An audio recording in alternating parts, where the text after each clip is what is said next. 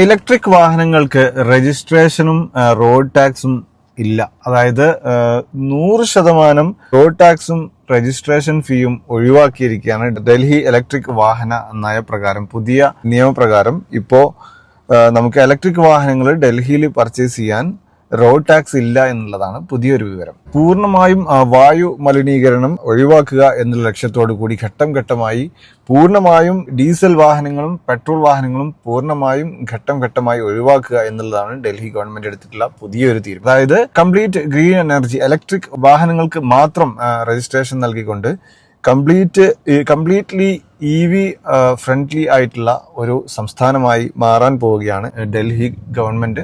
ഇതൊരു സുപ്രധാനമായ ഒരു തീരുമാനം തന്നെയാണ്, ഒരു മികച്ച തീരുമാനം എന്ന് തന്നെ ഇതിനെ വിലയിരുത്താം.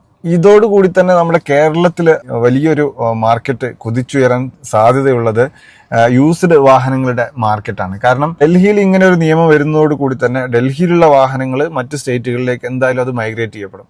അപ്പോൾ നമ്മുടെ കേരളത്തിലുള്ള യൂസ്ഡ് വാഹനങ്ങൾക്ക് ബിസിനസ് എന്തായാലും അത് നല്ല രീതിയിൽ തന്നെ അത് വർദ്ധിക്കുമെന്നുള്ളതിൽ സംശയമില്ല. എന്തായാലും ഇലക്ട്രിക് വാഹന മേഖലയിലും ഇലക്ട്രിക് വാഹനങ്ങളുടെ കമ്പനികൾക്കും ഇതെന്തായാലും ഒരു വലിയ കുതിച്ചുചാട്ടം തന്നെയാണ്. ഇന്ത്യയിൽ വലിയൊരു വിപ്ലവം സൃഷ്ടിക്കാൻ പോവുക തന്നെയാണ്. എന്തായാലും നമുക്ക് കാത്തിരുന്ന് കാണണം.